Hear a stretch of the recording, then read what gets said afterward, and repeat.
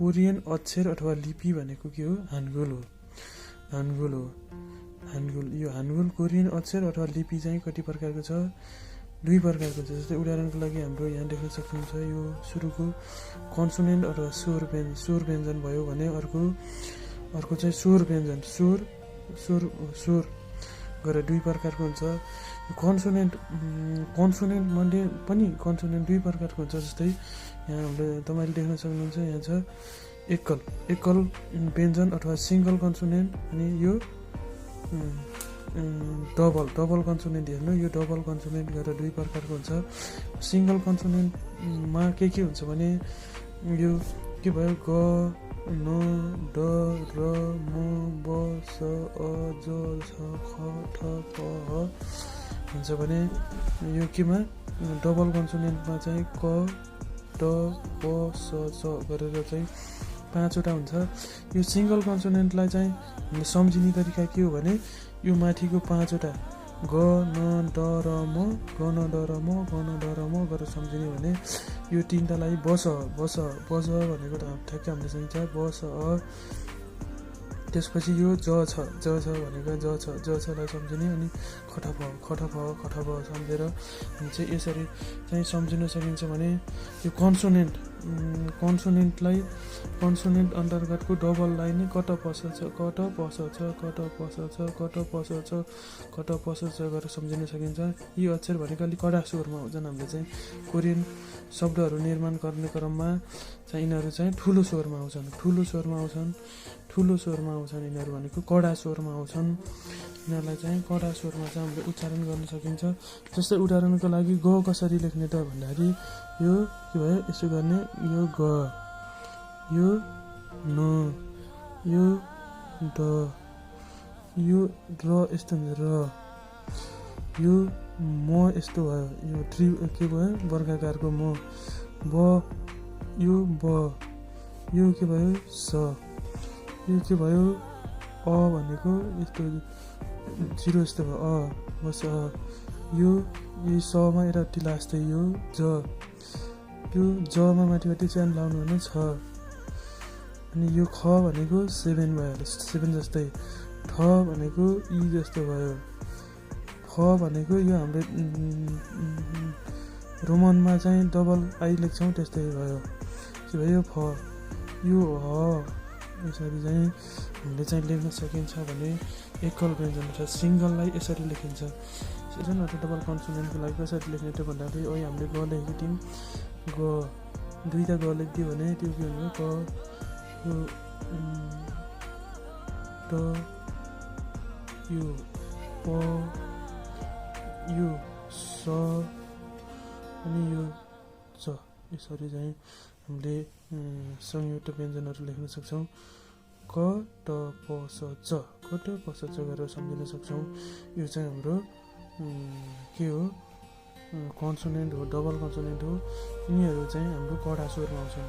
जस्तै अर्को छ हाम्रो सिङ्गल भोवेल तथा एकल स्वरलाई हामीले कसरी सम्झिने भन्दाखेरि अ ए आ या यु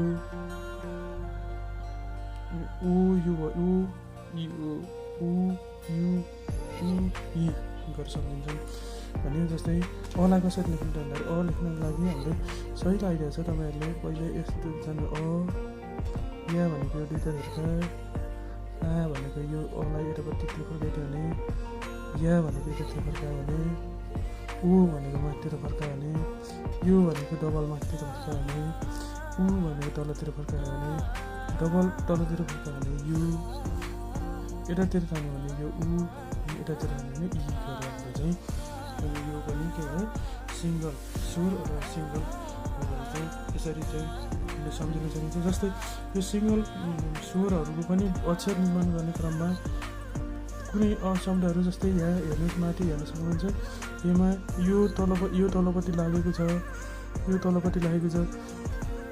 कुनै तलपट्टि लाग्छन् भने कुनै माथिपट्टि लाग्छन्। जस्तै कुनै पछाडि लाग्छन् भने कुनै मुनिपट्टि लाग्छन्। जस्तै यो के भयो यो अ मुनिपट्टि लाग्यो या यो अ चाहिँ पछाडिपट्टि लाग्यो यो या पछाडिपट्टि लाग्यो यो के हो आ पछाडिपट्टि लाग्यो यो के हो या पछाडिपट्टि लाग्यो ई पछाडिपट्टि लाग्यो भने बाँकी भनेको ओ यो उ यु उ गरेर यिनीहरू चाहिँ मुनिपट्टि झुन्डेर चाहिँ शब्द निर्माण हुन्छन्। यसरी चाहिँ हामीले एकल स्वरलाई पनि हामीले एकल स्वर अब एकल स्वरमा पनि अर्को हाम्रो के छ डबल स्वर छ। डबल स्वरहरूलाई डबल स्वर र डबल भोवेललाई पनि हामीले के छन् हेरौँ। यो ए को मतलब ए वा वे वे ओ वी वे वी हुन्छन्। यो गरी ए त्यो एउटा मैले लेख्न सकिहाल्नुहुन्छ। ए कस्तो हुने भयो ए गर्नु ए त यसो गर्न सक्नुभयो यो पनि तपाईँले सक्नुभयो यो पनि सक्नुभयो। यो यतापट्टिको यो ढर्का छ नि यो यतापट्टि गएर यो ए भयो। यसको पनि के भयो यो एउटा थियो यो यतापट्टि लाग्ने यतापट्टि गएर ए भयो। अरू वा भनेको ऊ भयो। हामीले यहाँभन्दा अगाडि नै हेर्छु ऊ प्लस आ वा भयो।